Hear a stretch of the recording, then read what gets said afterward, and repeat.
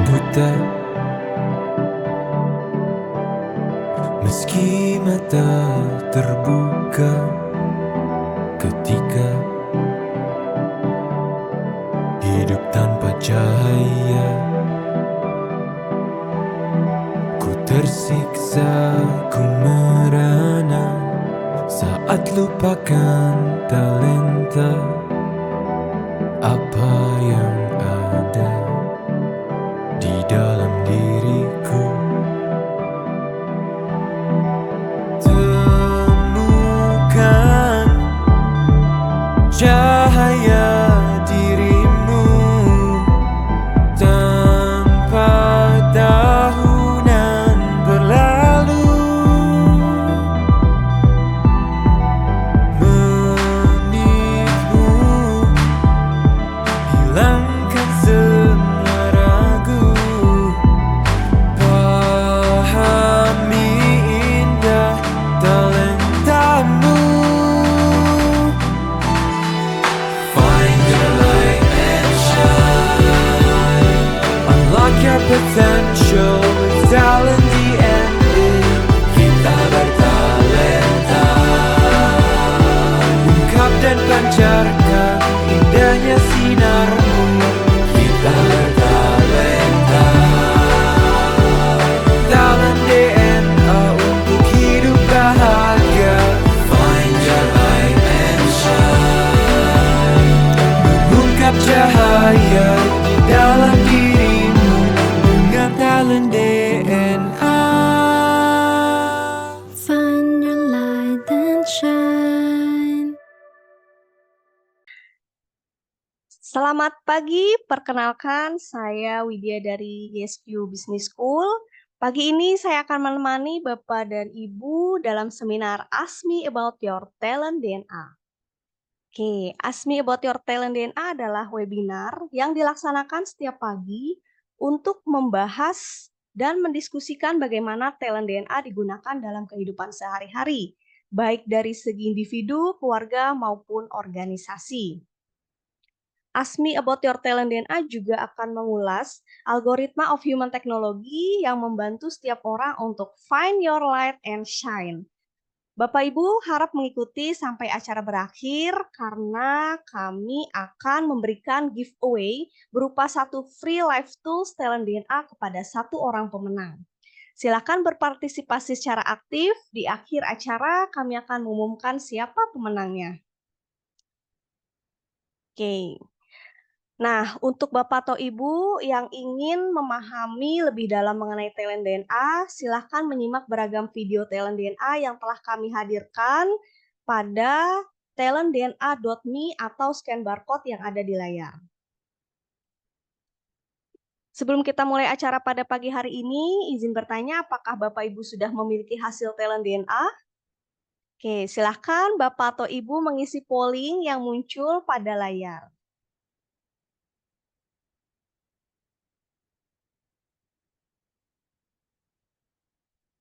Oke. Bagi talented people yang baru bergabung dan belum memiliki hasil talent DNA, segera simak diskusi kita pada pagi ini dan segera hubungi konsultan yang mengundang Bapak atau Ibu untuk tahu caranya mengisi live tools talent DNA.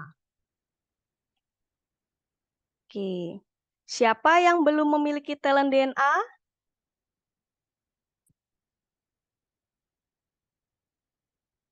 Oke, boleh pollingnya. Silakan tim untuk memunculkan pollingnya. Oke. Silakan Bapak Ibu mengisi polling yang muncul pada layar. Siapa Bapak Ibu yang belum memiliki talent DNA? Oke, sudah ada. Oke, siapa yang baru pertama kali join di webinar pagi ini? Oke, sudah punya. Sudah pernah bergabung. Oke, terima kasih Bapak dan Ibu. yang sudah mengisi polling. Jadi ada yang sudah punya, sudah pernah bergabung, atau baru pertama kali bergabung? Oke. Oke, Bapak atau Ibu, mungkin di forum ini beberapa di antaranya ada yang baru pertama kali hadir ya di acara Ask Me About Your Talent DNA, atau bahkan belum memiliki hasil talent DNA-nya. Maka dari itu, untuk membantu para peserta memahami talent DNA, berikut ini penjelasan mengenai talent DNA yang disampaikan oleh Dr. Ari Ginanjar Agustian. Pada tahun 2000, saya menulis dalam buku ESQ tentang adanya anggukan universal, bahwa manusia akan mengangguk kepada nilai-nilai yang sama, seperti mengangguk kepada kejujuran, keadilan, kebenaran, cinta, kasih sayang, dan masih banyak lagi. Lalu saya coba berikan sebuah pengukuran yang saat itu saya namakan barometer suara hati. Meskipun masih sederhana, tapi sudah saya tulis di halaman belakang buku ESQ. Ada 99 pertanyaan. Lalu, pada buku yang kedua, yaitu ESQ Jilid 2, yang saya tulis di tahun 2002, lalu diterbitkan 2003, maka konsep tersebut saya lebih tajamkan lagi menjadi lebih simpel, tapi lebih efisien dan lebih akurat. Lalu, saya membaca tentang ada algoritma digitalisasi suara hati tersebut. Dan inilah yang menjadi dasar lahirnya talent DNA yang sekarang bisa Anda nikmati, sebuah live tools untuk membaca nilai-nilai spontan serta tentang konsep-konsep nilai-nilai fitrah pada diri manusia yang bisa kita baca secara sistematis dan bisa menjadi live tools untuk melihat behavior atau perilaku manusia secara spontan yang senantiasa berulang-ulang. Tools ini saya namakan talent DNA. Dengan talent DNA. Find your light and shine. Oke, Bapak Ibu, untuk memahami lebih lanjut algoritma of human technology melalui talent DNA, kita akan mendiskusikannya bersama Coach Uwi sebagai talent DNA fasilitator dan bintang tamu yang sudah hadir, yaitu mahasiswa ISQ Business School Abdurrahman Alfaris Baraja. Atau kita bisa panggil dengan Abdul ya. Jadi Abdul ini merupakan Ketua BEM, Badan Eksekutif Mahasiswa ISQ Business School. Oke, dengan tema kita pada pagi hari ini adalah si paling kura-kura. Oke, izin saya menyapa mereka terlebih dahulu ya Bapak Ibu. Oke, Assalamualaikum Coach Uwi dan Abdul. Bagaimana nih kabarnya pagi ini? Waalaikumsalam. Baik, Widya, Baik. apa kabar? Hai Abdul. Alhamdulillah. Halo Coach. Oke, sudah siap ya untuk sharing pada pagi hari ini? Insya Allah siap. Oke, baik. Oke, sekali lagi untuk memahami lebih dalam mengenai talent DNA, silahkan kunjungi talentdna.me atau Bapak Ibu bisa scan barcode yang ada di slide ini ya. Oke. Oke, saya akan bacakan dulu top talent dan bottom 5 nih dari Abdul. Oke, Abdul Rahman Alfaris Baraja, Ketua BEM ISQ Business School, top 10-nya adalah intuitive, equitable, logical, significant, harmony, aversive, kompetitif, fleksibel, kontekstual, accountable. Sedangkan bottom 5-nya adalah explorer, inovatif, convincing, goal getter, dan forgiving. Oke, kita akan persilahkan kepada Coach Uwi dan Abdul. Silahkan Coach Uwi dan Abdul. Baik, terima kasih Widya. Bismillahirrahmanirrahim. Assalamualaikum warahmatullahi wabarakatuh. Waalaikumsalam warahmatullahi wabarakatuh. Apa kabar Abdul pagi hari ini? Alhamdulillah Coach, baik. Sehat ya. Sehat. Saya juga ingin menyapa Bapak Ibu sekalian talented people yang sudah hadir, baik itu di ruang Zoom dan juga Facebook Live, yang pagi hari ini kita bersama-sama akan membahas tentang talent DNA bersama Abdul. Kalau kita lihat di sini di layar, ini adalah top talent dan bottom talent dari Abdul. Jadi Abdul ini sebenarnya memiliki 45 talenta. Namun yang kita akan bahas pagi hari ini adalah 10 talenta teratas dan 5 talenta terbawah serta bagaimana dinamikanya dalam bentuk perilaku. Sebelum kita diskusi sama Abdul, di sini kita lihat ya Abdul, ada yang berwarna merah, intuitif, fleksibel, kontekstual, dan accountable.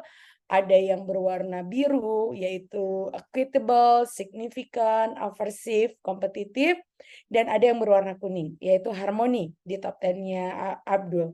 Dan kita akan simak dulu video penjelasan dari Bapak Dr. Ari Ginanjar Agustian, apa yang dimaksud dengan warna-warna tersebut. Silahkan Widya.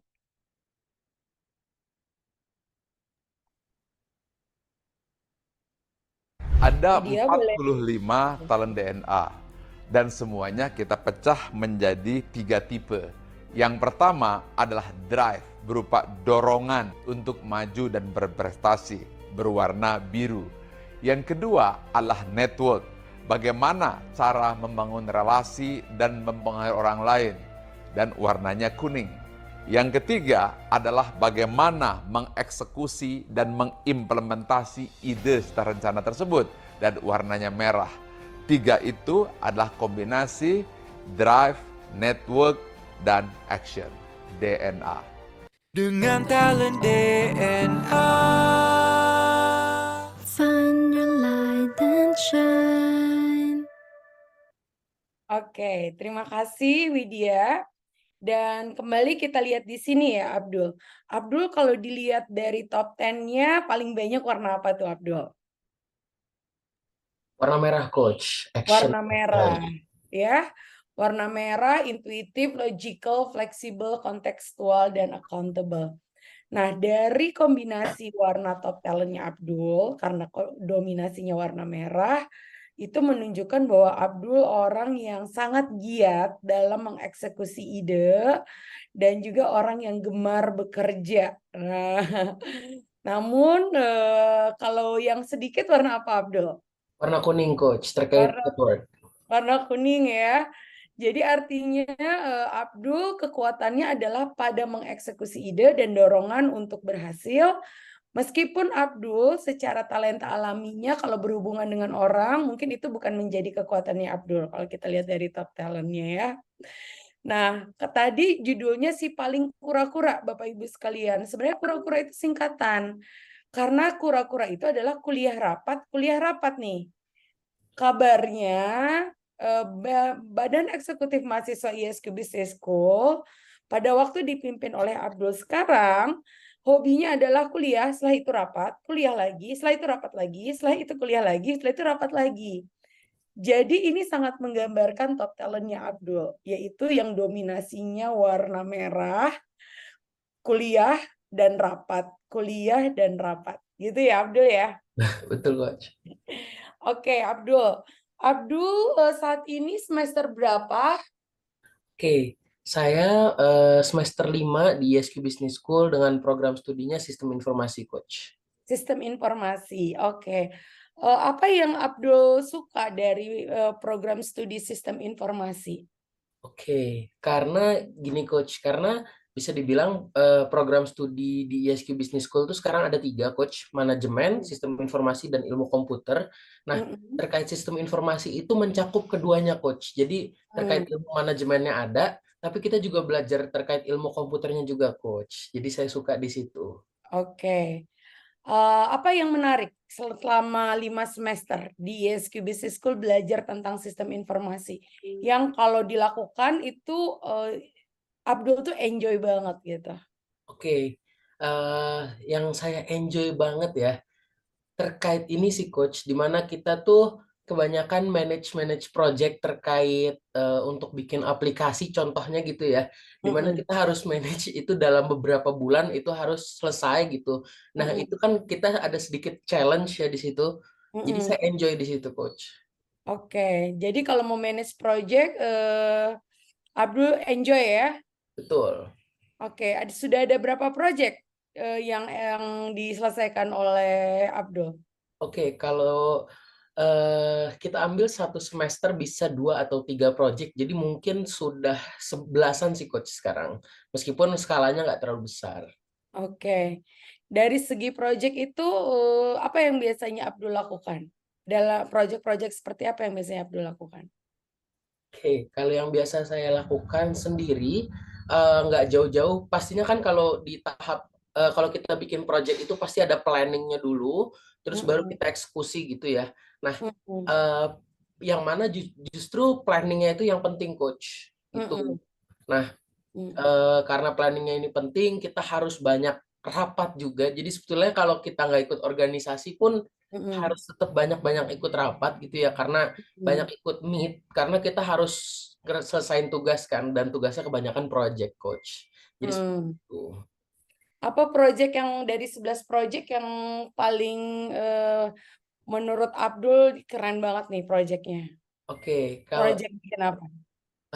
jadi project yang menurut saya paling berkesan di saya itu ada di semester 1, di mana kita bikin website dasar aja gitu Coach ya. Mmm, Itu eh, karena di situ tadinya saya nggak bisa, saya tadinya mikir saya nggak bisa gitu, ternyata saya coba-coba, saya belajar via internet, via yang lain, dan lain-lain ternyata saya bisa gitu. Dan di situ saya, wah ternyata eh, ini keren juga ya, dan saya pengen belajar lebih banyak, seperti itu. oke. Project biasanya kan ada deadline ya, Abdul. Betul. Selama ini, Abdul, pernah nggak miss the deadline? Oke, miss the deadline never Coach, belum pernah. Alhamdulillahnya belum, Belum pernah.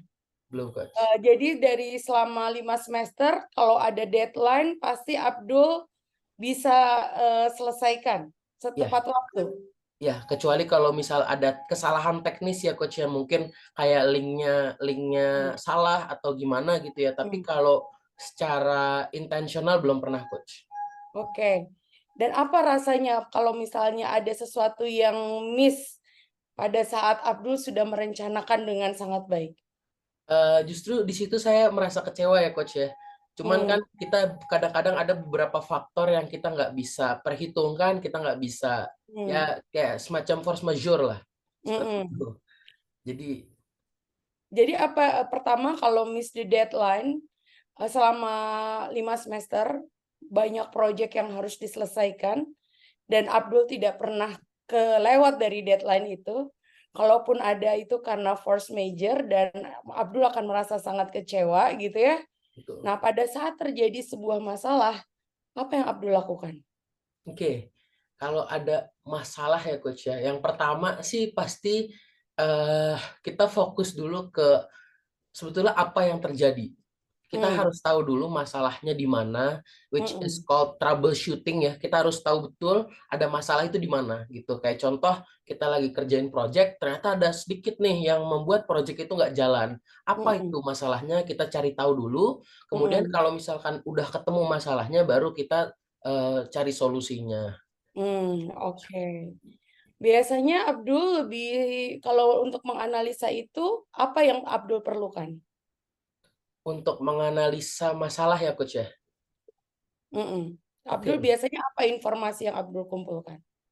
Kalau Kalau karena saya lebih ke orang yang teknikal ya Coach ya, di mana Mhm, project saya juga terkait berjalannya sesuatu atau enggak gitu ya.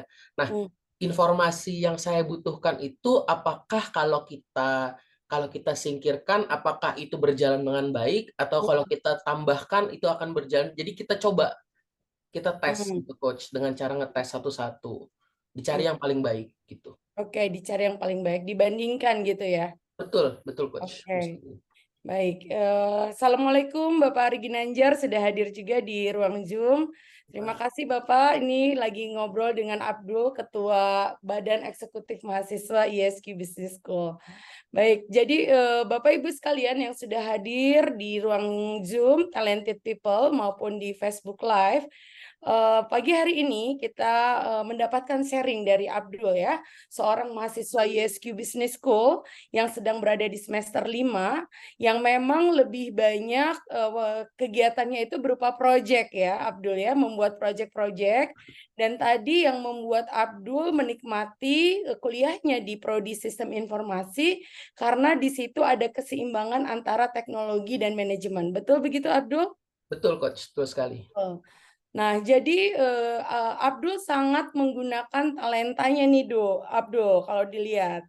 Karena di satu sisi, kalau kita bicara teknologi, maka Abdul menggunakan talenta Abdul yaitu logical. Bicara tentang data, sebab akibat, gitu ya Abdul ya. Di Betul. mana sumbernya, bagaimana faktanya, buktinya. Namun di lain sisi juga, Abdul adalah orang yang punya talenta harmoni. Jadi talenta harmoni itu bagaimana kita berkorelasi dengan orang lain dan membangun hubungan yang damai, yang selaras dan sejalan. Nah, jadi pada saat Abdul berada di sistem informasi, kekuatan Abdul adalah pada saat berhubungan dengan manusia, Abdul menggunakan talenta Abdul yaitu harmoni dan fleksibel. Pada saat berhubungan dengan teknologi, maka logikalnya Abdul yang bekerja. Dan yang menarik, meskipun sudah ada berapa proyek tadi yang Abdul kerjakan? 11 ya? Ya, 11-an Coach, betul. 11 selama 5 semester dan semuanya bekerja dengan deadline, tidak pernah miss the deadline. Nah, ini adalah salah satu kekuatan dari orang yang punya talenta accountable, Abdul. Oke. Oke, nah boleh coba Abdul baca apa gambaran diri Abdul, coba deh. Di dalam paragraf ini. Coba Abdul baca. Oke, kalau saya baca nih ya di sini bahwa saya pertama bisa ngambil kesimpulan dari kejadian atau informasi yang acak, menyamaratakan perlakuan terhadap orang lain secara konsisten, berpikir dan mengambil keputusan berdasarkan data maupun fakta, serta berkontribusi dan memberikan dampak. Tuh. Selain itu, Saya juga mampu menjaga situasi yang kondusif untuk mencapai konsensus, selalu waspada, memperhitungkan resiko, serta menjadi yang terbaik di antara yang lain. Dan saya juga beradaptasi dengan mudah dan cepat dalam berbagai kondisi, menghargai dan memanfaatkan pengalaman masa lampau, serta memenuhi komitmen dan menuntaskan tanggung jawabnya, Coach. wow, keren ya Abdul ya. How do you feel? Yes, I feel good, Coach. Kalau ada yang ngomong kayak gini gitu. You feel good. Ada nggak experience dari Abdul yang menggambarkan diri Abdul dari apa yang tadi baru Abdul bacakan? Yang saya bisa rasakan itu ya Coach ya, di mana saya memanfaatkan pengalaman masa lampau karena emang betul sekali Coach gitu. Kayak pepatah orang kan, don't fall in the same hole twice. Jangan masuk ke lubang yang sama 2 kali gitu. Makanya saya pertimbangkan itu terus sih Coach. Seperti itu. Oke. Ada contohnya di mana Abdul sangat mempertimbangkan apa yang pernah terjadi sebelumnya dalam mengambil sebuah keputusan? Oke, jadi contohnya nih ya, kalau kita bahas project-project lagi karena emang kehidupan kuliah saya nggak jauh dari project ya Coach ya.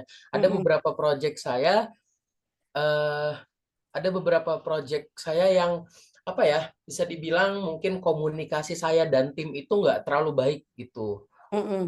Nah, di situ saya bisa dibilang kurang mendengarkan pendapat dari yang lain gitu, karena mungkin terlalu bisa dibilang fokus sama goals utama saya gitu. Tapi ternyata pendapat yang lain juga nggak begitu salah gitu, Coach. Nah, itu sekarang saya jadikan pelajaran untuk pasti kita dengerin dulu apa yang dibicarakan oleh orang lain, kita tulis pendapatnya satu-satu gitu ya.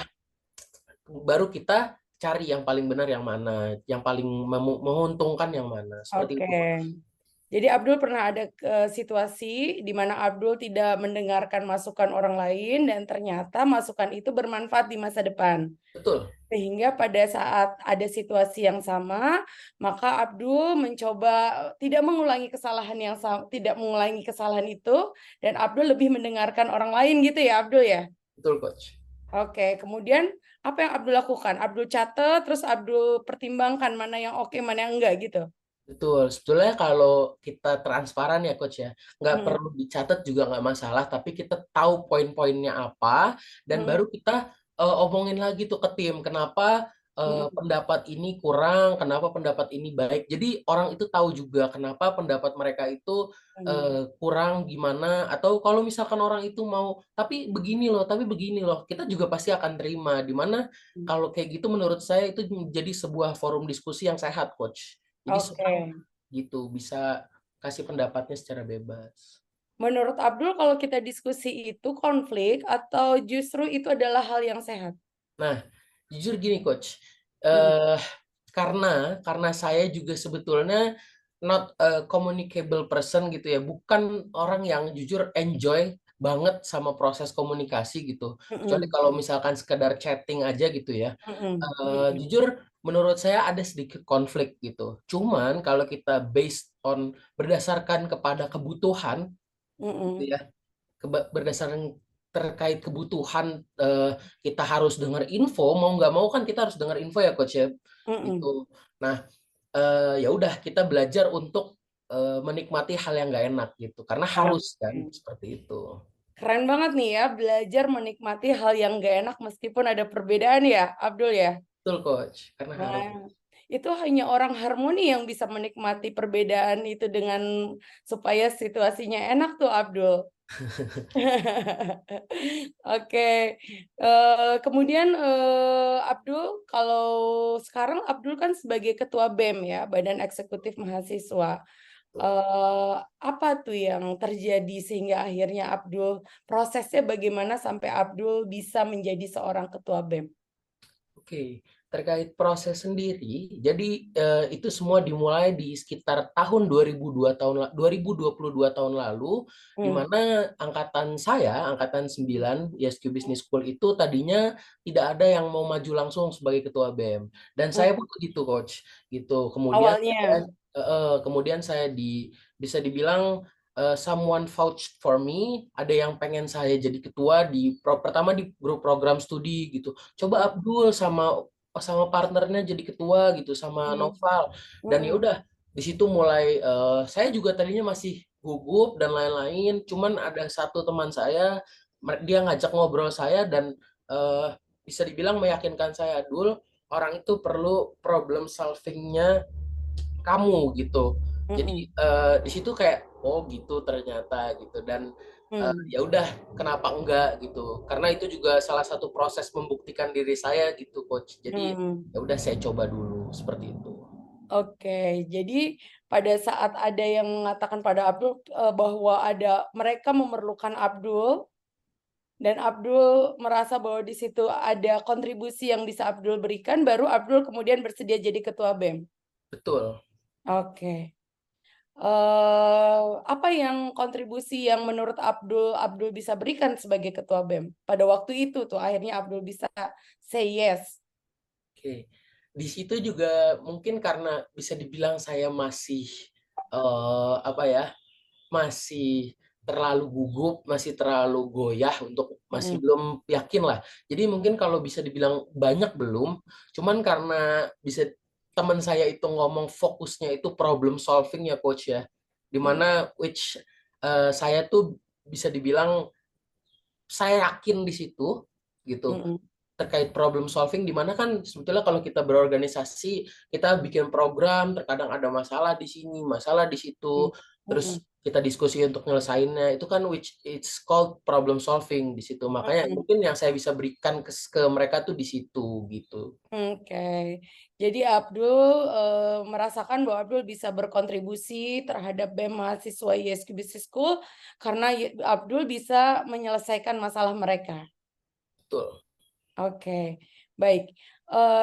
Bapak Ibu sekalian, talented people yang ada di Zoom dan juga ada di Facebook, dorongan Abdul ingin berkontribusi, ingin membantu teman-temannya dalam menyelesaikan masalah, ini adalah salah satu dorongan alami seseorang yang punya talent signifikan. Meskipun sebenarnya Abdul terlihat tidak ingin tampil gitu ya, tapi sebenarnya dorongan di dalam diri Abdul itu adalah ingin memberikan impact kepada lingkungan sekitarnya, Abdul. Nah, Abdul ada nggak sebuah situasi di mana Abdul merasa, yes, I am contributing, I bring impact to my environment. Biasanya dalam situasi gimana tuh, Abdul? Oke. Saya paling merasa gitu ya, paling merasa Hmm. ketika saya itu bisa ngeberikan dampak itu saat saya kan kita jadi ketua kadang-kadang suka kasih sambutan ya coach ya kalau sebelum program mulai. Di situ eh, saya ngerasa sambutan saya itu justru kasih impact yang ini coach, yang nonjok gitu bisa dibilang apa ya, yang punching di mana seorang bisa tergerak dari situ gitu. Jadi jujur disitulah saya merasa signifikan saya paling muncul gitu loh coach di sambutan-sambutan kata-kata itu gitu. Oke, jadi kalau Abdul memberikan sambutan, kemudian people merasa terinspirasi gitu dengan sambutan Betul. Abdul, maka Abdul merasa disitulah kehadiran Abdul itu bermakna, gitu ya Abdul ya? Betul. Oke, kalau Abdul tampil memberikan sambutan and nobody give positive response, how do you feel? Jujur kecewa coach, maksudnya gini, lebih kesedih aja gitu kayak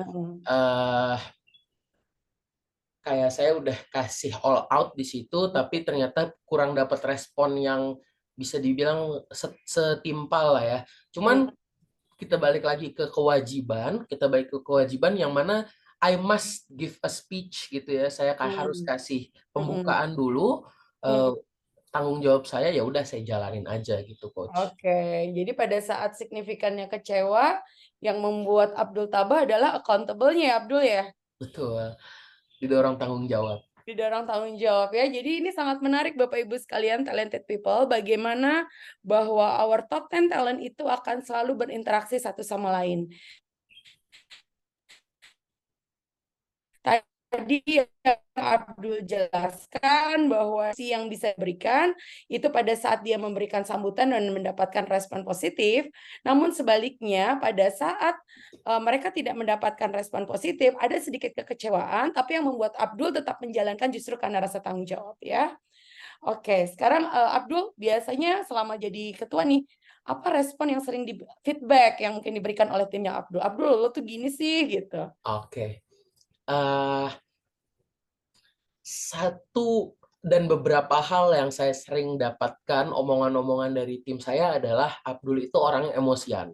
Abdul itu orang emosian dan cuman fokus kepada jalan atau enggaknya, atau sukses atau enggaknya, ada masalah atau enggaknya gitu. Tapi kayak what do you feel itu semuanya saya harus dibantu tim saya gitu. Kebanyakan soalnya yang saya tanyakan kayak gitu coach. Nah, itu benar-benar my journey bisa dibilang perjalanan saya menjadi ketua BEM itu tadinya saya orang yang kayak gitu benar parah banget deh coach. Pertama-tama bulan pertama saya jadi ketua tuh kalau misalkan ada laporan dari departemen atau biro saya itu yang hal-hal yang saya tanyakan tuh terkait hal-hal administratifnya aja gitu. Makanya mungkin impression orang-orang ke saya tuh wah Abdul orang kayak gini banget, mana emosian lagi. Kadang-kadang kalau misalkan saya ada yang salah atau kita harus perlu diskusi, kadang-kadang harus ada emosi dulu dari Abdul gitu. Jadi emosinya tuh gimana Abdul?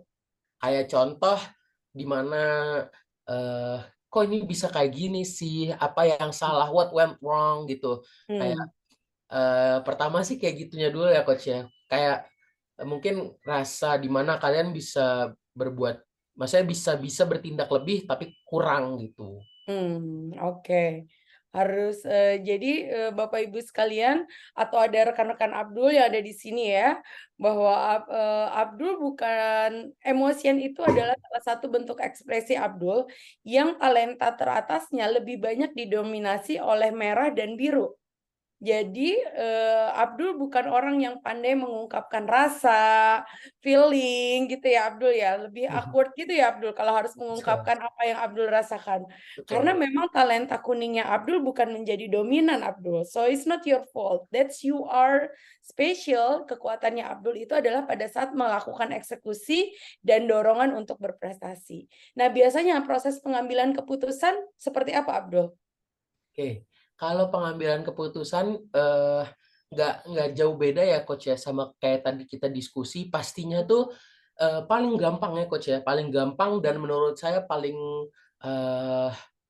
nggak menimbulkan masalah baru adalah gini, siapin secari kertas atau notes gitu ya, kalau memang perlu. Kalau memang agak sedikit rumit gitu, kalau nggak perlu nggak masalah, siapin secari kertas, catat semua pendapat orang yang orang yang didiskusi itu, terus kemudian kita bahas plus minusnya. Seperti itu Coach, simpelnya. Oke. Kalau boleh dikatakan Abdul orang yang cepat mengambil keputusan atau orang yang perlu waktu dalam mengambil keputusan? Mbak, justru kebalikannya, saya sangat-sangat perlu waktu gitu. Makanya diskusi itu penting buat saya, karena kalau cuman kayak sendiri, itu menurut saya nanti makan waktunya lama banget, Coach, gitu. Oke, baik. Kenapa Abdul memerlukan waktu gitu ya untuk mengambil keputusan? Kalau kita lihat dari Bapak Ibu sekalian, talented people yang ada di Zoom dan juga di Facebook, Abdul ini tipikal heavy thinker, pemikir yang sangat berat. Wah. Pertama, talentanya adalah intuitif. Intuitif itu bagaimana menyatukan hal-hal yang bersifat acak gitu ya, agar bisa menjadi sebuah data. Kemudian yang kedua, Abdul juga logical. Jadi bagaimana intuitif dan logical berpikir secara acak dan berpikir dengan data itu dua-duanya menjadi kekuatannya Abdul. Sehingga semakin banyak informasi, maka Abdul memerlukan waktu untuk mencerna apa yang digunakan dengan intuitifnya dan dengan logikalnya. Dan Abdul juga adalah orang kontekstual. Jadi Abdul akan mengumpulkan informasi-informasi masa lalu untuk menjadi referensi dalam mengambil keputusan di saat ini. Jadi Abdul bayangkan ya yang ada di kepala Abdul. Pertama menggunakan intuitif, melihat hal yang acak. Kemudian logikal, melihat data dan fakta. Kemudian kontekstual, melihat apa yang terjadi sebelumnya. Dan itu coba diramu. Dan pada saat Abdul ingin mengambil sebuah keputusan, Abdul akan sangat memperhatikan aspek resiko. Kalau keputusan ini diambil, apa dampaknya? Kalau nggak diambil, apa resikonya? Apakah yang A, apakah yang B? Itu yang ada di dalam pikiran Abdul. Sehingga mungkin yang terkesan adalah Abdul lama gitu dalam mengambil keputusan atau perlu waktu dalam mengambil keputusan. Dan kayak ada nggak sih Abdul kayak kesannya tuh Abdul tuh kayak investigator gitu Abdul. Oke, ada. Mungkin itu juga salah satu impression yang dikeluarkan oleh tim saya gitu ya, di mana kan bagus ya Coach ya. Menurut saya gini, bagus kalau misalkan semuanya itu jelas. Itu contoh, kalau misal ada program nih tanggal berapa, mau kapan, jam berapa, ini sama siapa, siapa yang ngomong, siapa yang isi dan lain-lain.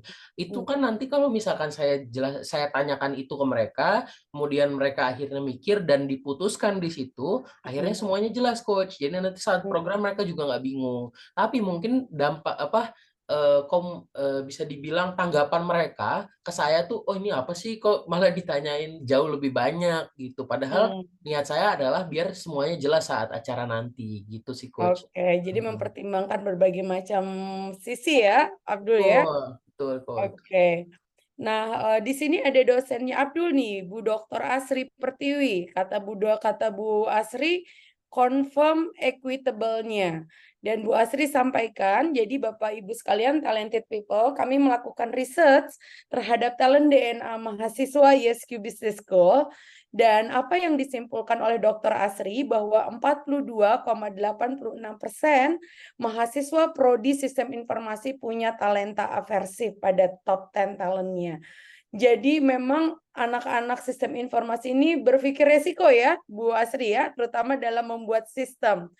Ilmu komputer lebih tinggi 2%, namun kebalikannya dengan ilmu manajemen. Dr. Asri boleh sharing nih tentang Abdul, karena Dr. Asri bilang confirm equitable-nya. Apakah Dr. Asri ada punya pengalaman dengan Abdul sebelumnya? Silakan Dr. Asri. Baik, terima kasih Mbak Uwi. Pengalaman dekat sih enggak ya, karena memang waktu itu masa pandemi ya, Abdul ya. Jadi kita tuh jarang jumpa jumpa tatap muka langsung lah, gitu. Cuman yang sepengalaman saya dengan Abdul ini, Abdul tuh menganggap sama gitu semua orang. Jadi saya bilang, oh pantas ya equitable-nya di atas. Jadi sama rata, semua orang itu sama rata gitu. Gitu sih Mbak Wi yang saya lihat ya. Tapi kalau untuk interaksi langsung gitu, saya sebenarnya belum pernah benar-benar masuk ke kelas, karena waktu itu kalau nggak salah tuh Abdul itu kelasnya itu ini ya, pertama kali pandemi ya, nggak pernah nggak Betul. pernah online, nggak pernah offline ya dari semester 1 kan ya? Saya belum pernah diajar sama Bu Asri secara offline, belum. Belum pernah Mbak Wi. Cuman saya Oke, tahu karena Abdul ini adiknya Ane, oke. angkatan 1. Ya, Oh, jadi Abdul nih kakak beradik kuliah di SQ Business School ya, Abdul ya? Lebih ke sepupu sih, Sepupu, oh oke. sepupu, iya. sepupu.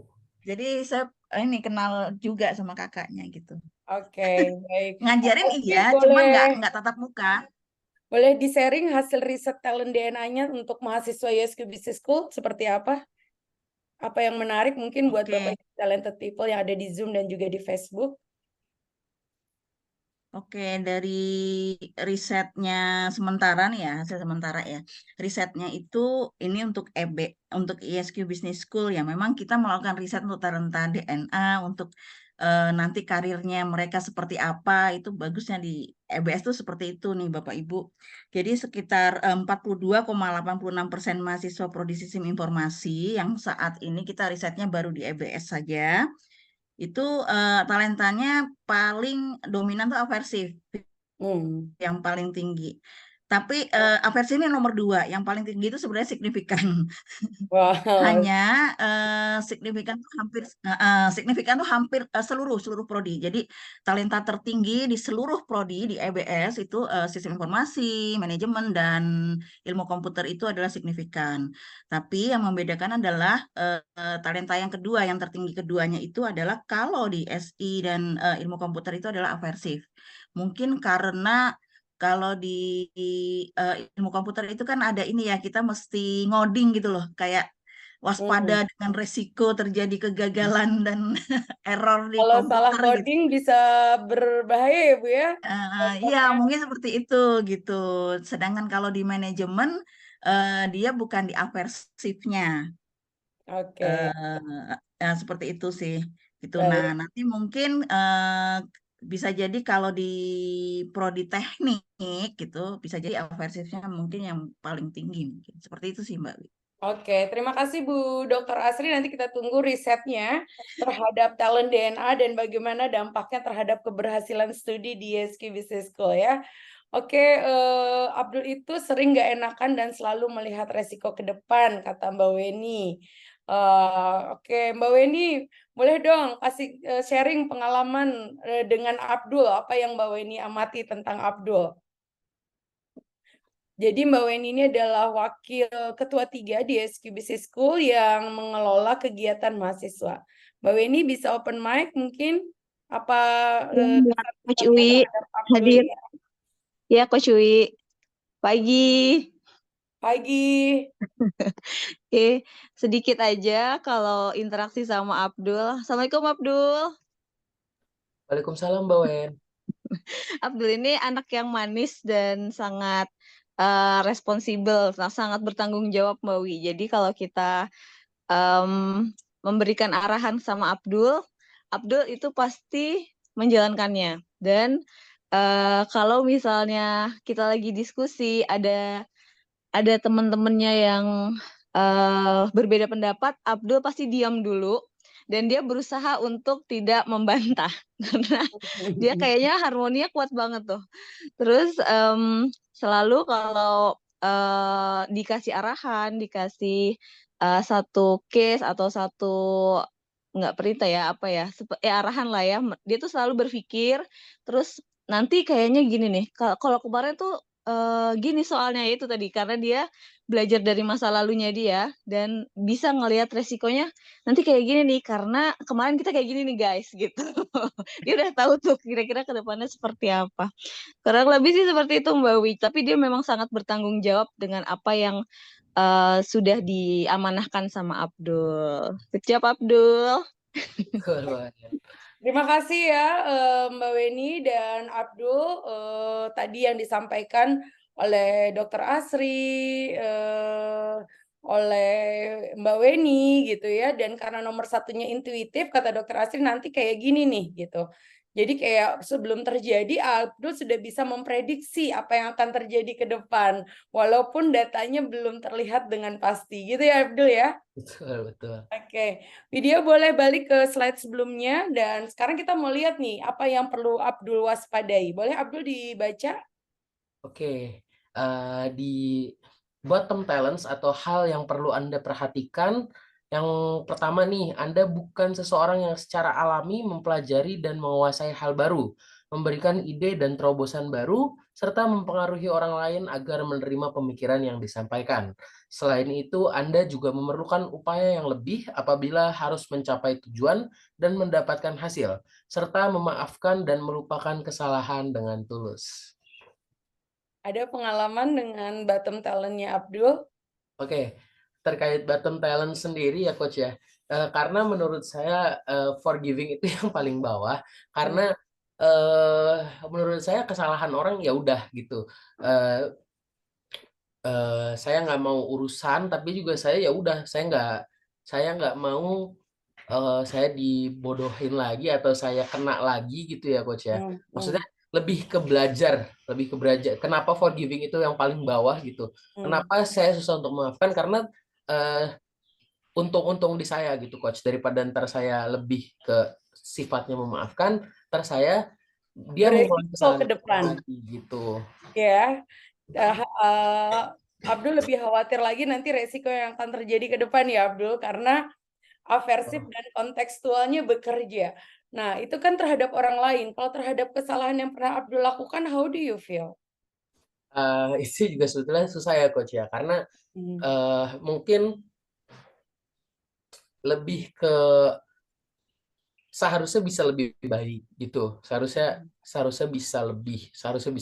Itu sih yang mungkin ngedorong saya untuk susah maafin ya, gitu Kita sih. move on ya dengan apa yang pernah dilakukan. Jadi Abdul, forgiving itu bukan hanya kepada orang lain, Bapak Ibu sekalian juga talented people yang ada di Zoom dan juga di Facebook. Pada saat kita forgiving itu ada di bottom, sometimes atau almost all the time, itu juga bagaimana kita hard to ourselves. Kita keras sama diri kita sendiri. Pada saat kita melakukan kesalahan, kita tetap mengingat kesalahan itu dan kita tidak ingin terjadi kembali ya. Oke, Abdul, kita udah lakukan analisa nih terhadap karirnya Abdul. Kira-kira dengan talentanya Abdul itu cocoknya bekerja di bidang apa? Abdul mau tahu nggak? Oh banget Coach, bisa jadi Oke. prospek karir saya juga soalnya. Iya. Oke, boleh Widya ditampilkan. Nah, ternyata Abdul salah satunya adalah teknologi informasi tuh. Jadi Abdul sekarang udah berada di prodi yang tepat, yaitu di sistem informasi.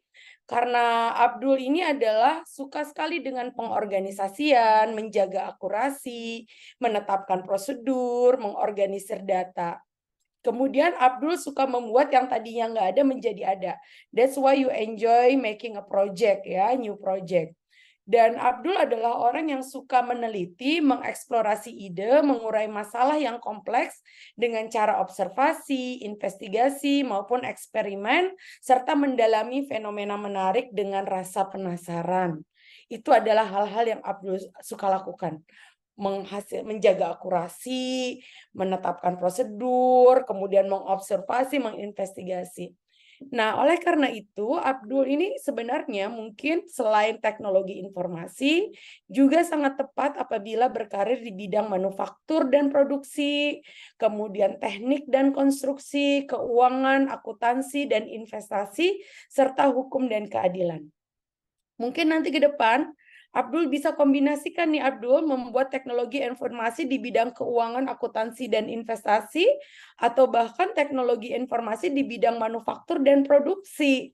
Karena itu adalah dua area di mana Abdul bisa sangat menikmati. Kenapa? Karena hal yang mudah Abdul lakukan adalah mengoperasikan angka dan menganalisa data, bekerja dengan menggunakan kecerdasan mekanikal, koordinasi fisik, dan mengerjakan tugas yang memerlukan kemampuan matematis. Jadi kalau bekerja dengan kemampuan otomatis, menganalisa data, maka itu akan sangat mudah dilakukan oleh Abdul. Dan yang hal istimewa yang bisa Abdul lakukan kalau Abdul menjaga keteraturan, rutinitas dan sistem yang berjalan, menaati aturan, dan menganalisa informasi yang bisa bermanfaat. Oleh karena itu, Abdul bisa memperkaya ilmu pengetahuan melalui penelitian dan mencari informasi. Nah, gimana Abdul dengan karir ke depan? How do you feel about it? Oke, sebetulnya saya cukup senang ya Coach ya di sini. Pertama karena memang teknologi informasi muncul. Maksudnya karena memang suatu hal yang saya sedang dalami sekarang nih Coach. Yang sekarang saya dalami itu kan teknologi informasi. Cuman salah satu hal lagi yang buat saya senang adalah di poin kelimanya Coach, di hukum Apa dan tuh? keadilan. Oke. Kenapa? For your information, dulu sebelum saya akhirnya memutuskan untuk ke ilmu teknologi informasi, jujur saya pengen jadi seorang JPU Coach, jaksa JPU itu penuntut apa? umum, jaksa penuntut umum. Oh, jaksa penuntut umum. Ya, dulu itu Masya sebenarnya Allah. sedikit visi saya, dan kalau misalkan hukum dan keadilan ini ada gitu ya, jujur, wah ternyata masih belum begitu pupus gitu ternyata dari Hmm. kehidupan saya. Saya masih bisa praktekin ke hal itu juga ternyata seperti itu Coach. Mungkin Abdul bisa membuat sebuah aplikasi untuk hukum dan di bidang hukum dan keadilan. So you can combine your teknologi informasi dan hukum dan keadilan ya Abdul ya. Betul. Oke, baik. Terima kasih waktunya Abdul pagi hari ini, diskusi yang sangat menarik, dan Bapak Ibu sekalian juga talented people yang ada di Zoom dan juga di Facebook Live. Kita melihat dari diskusi kita bersama Abdul pagi hari ini, bagaimana sebenarnya kombinasi dari 45 talenta itu bisa mengarahkan kita kepada bidang karir yang akan kita nikmati ke depan. Dan bagaimana dengan talenta ini kita bisa mengembangkan setiap mahasiswa dan tidak menyamaratakan semuanya antara satu dan yang lainnya. Dan itulah kelebihannya berkuliah di SQ Business School ya Abdul ya. Sudah tahu talent DNA-nya dan dosen-dosennya juga kenal di setiap mahasiswa karena talent DNA-nya. Sebelum saya tutup, Abdul ada yang ingin disampaikan gimana?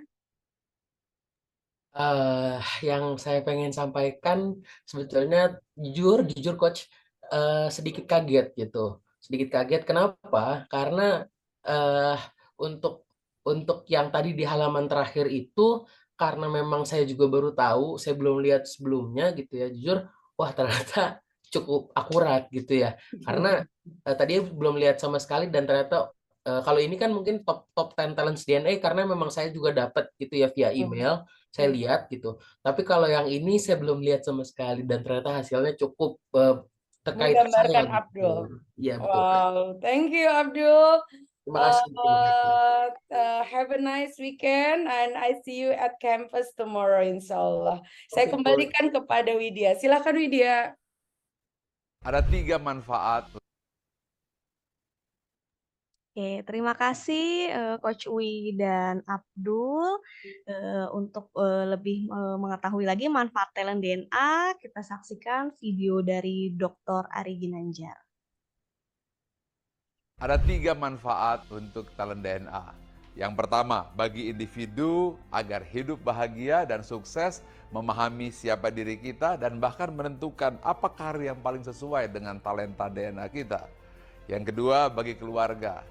Ini sangat penting untuk pasangan supaya bisa harmonis tanpa friksi. Kemudian orang tua, bagaimana menilai anak supaya tidak berdasarkan keinginan diri, tapi dengan memahami siapa anak kita, apa talentanya. Belum lagi kakak dan adik, mertua dan keluarga, semuanya harus saling mengenal. Inilah ta'aruf talent DNA. Dan yang ketiga adalah bagi korporasi. Banyak sekali staf yang salah penempatan, pimpinan tidak bisa mampu membaca siapa bawahan, dan akhirnya rekan kerja timbul friksi akibat tidak saling mengenal, sehingga tidak terbangun tim collaboration. Talent DNA menjawab hal tersebut, sehingga akan terjadi penempatan yang sesuai dengan talent DNA dan terjadi soliditas dan harmonisasi dalam bekerja. Inilah 3 manfaat talent DNA. Dengan talent DNA. Find your light and shine. Oke, Bapak Ibu, untuk memahami lebih dalam mengenai talent DNA, simak beragam videonya melalui talentdna.me atau scan barcode berikut yang ada di slide. Oke, Siapa di antara Bapak Ibu yang mendapatkan manfaat dari sesi pagi ini? Silahkan ketik saya pada kolom chat. Oke, alhamdulillah. Terima kasih Bapak Ibu. Dan siapa Bapak Ibu yang ingin dapatkan spesial kabar gembira? Ketikkan saya pada kolom chat. Nah, saya ingin memberikan kabar gembira untuk Bapak Ibu talented people semua, baik yang belum melakukan pengisian talent DNA ataupun yang baru mengisi 10 top 10 talent nih. Apa yang spesialnya? Berikut kabar gembiranya. Oke. Nah, bagi Bapak atau Ibu yang baru mengetahui top talent DNA-nya dan ingin mengetahui full 45 talent, Bapak atau Ibu dapat melakukan top up special price senilai 335.000. Oke.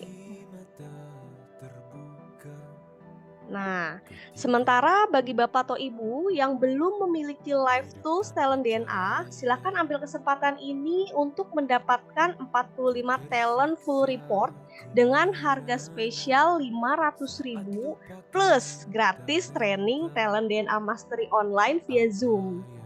Nah, ada yang spesial lagi nih Bapak Ibu yang mempunyai putra-putri SMP SMA atau mahasiswa apabila ingin mendapatkan report karir. Seperti tadi Abdul ya, untuk mengetahui report karirnya dan memaksimalkan potensi, Bapak Ibu bisa mendapatkan special price 750.000 sudah termasuk free training Talent DNA Mastery for Youth secara online. Caranya gimana? Silahkan hubungi konsultan yang sudah memperkenalkan talent DNA kepada Anda. Oke. Kemudian kami juga ada promo khusus nih Live Tools Talent DNA. Tes Talent DNA top 5 hanya dengan 99.000. Oke. Nah, ini dia Bapak Ibu. Kemudian, bagi Bapak Ibu yang ingin mendapatkan penjelasan hasil report Talent DNA, silakan bergabung di Talent DNA Klinik.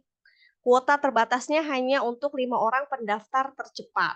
Oke, silakan ya Bapak Ibu hubungi konsultan yang memperkenalkan Talent DNA ini, atau dengan menghubungi ada nomor WA-nya di 0813 8249 1165 untuk mendapatkan jadwal talent DNA klinik yang rutin diselenggarakan setiap hari Rabu dan Jumat di pukul 19.30 sampai dengan 20.30. Oke. Dan kami juga punya kabar gembira nih bagi para pasutri. Silahkan bergabung pada program perdana kita Samawa Area pada hari Sabtu 11 November jam 8 pagi sampai jam 12 siang. Hanya dengan investasi 99.000 per orang atau 198.000 per pasangan. Yang diselenggarakan offline nih Bapak Ibu di Menara 165. Nantinya Anda akan memperoleh 5 report talent DNA dan free seminar untuk secara mendalam memahami pasangan masing-masing dengan talentanya. Oke, program ini sangat direkomendasikan bagi para pasutri ya. Jadi silahkan hubungi konsultan yang sudah memperkenalkan talent DNA kepada Anda. Oke. Baik, nah sekarang Bapak Ibu, sekarang waktunya giveaway untuk satu pemenang free Live Tools Talent DNA. Dan pemenangnya adalah ini dari Bapak Aris Setia yang join di Facebook sebagai pemenangnya, dan silahkan memberikan nomor telepon melalui personal chat ya kepada saya untuk mendapatkan satu Live Tools Talent DNA senilai 165.000. Oke, silahkan ya Bapak Aris Setia yang join di Facebook, silahkan memberi nomor WhatsApp-nya ke saya melalui personal chat. Oke, selamat kepada Pak Aris Setia. Oke, Sebagai penutup, izin saya memberikan informasi bahwa hari ini akan diadakan kembali webinar Talent DNA Special Edition jam 9 pagi sampai jam 10.30 bersama Talent DNA Coach Putri Pamela dengan bintang tamunya Ibu Halinda Anas dan Mbak Anissa Rahadian dengan temanya Duo Wonder Woman. Oke, silahkan boleh diinformasikan juga kepada rekan atau kerabat dan juga keluarga. Oke, talented people, Talent DNA adalah sebuah life tools yang diperlukan ya kita semua untuk hidup bahagia dan sukses, baik di rumah, di korporasi, maupun di lingkungan sosial. Talent DNA akan membantu kita menemukan potensi terbaik dan unik dari setiap orang, karena ada sebuah quotes yang mengatakan, setiap orang itu jenius, tetapi jika kita menilai ikan dari kemampuannya terbang, maka seumur hidupnya ikan tersebut akan dianggap bodoh. Dan tidak lupa saya juga akan memberikan sebuah pantun penutup untuk acara kita pagi ini. Makan sukun di atas tikar. Oke. Minum jus dondong campur papaya. Kalau mau rukun kayak si Gestar, cepetan dong isi Talent DNA-nya. Oke, terima kasih atas waktunya Talented People. Semoga kita semua mendapat banyak manfaat dari seminar ASMI pagi ini.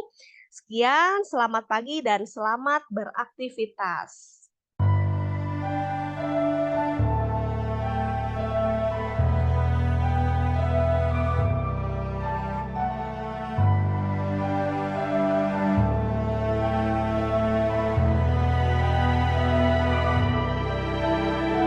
Buta, meski mata terbuka ketika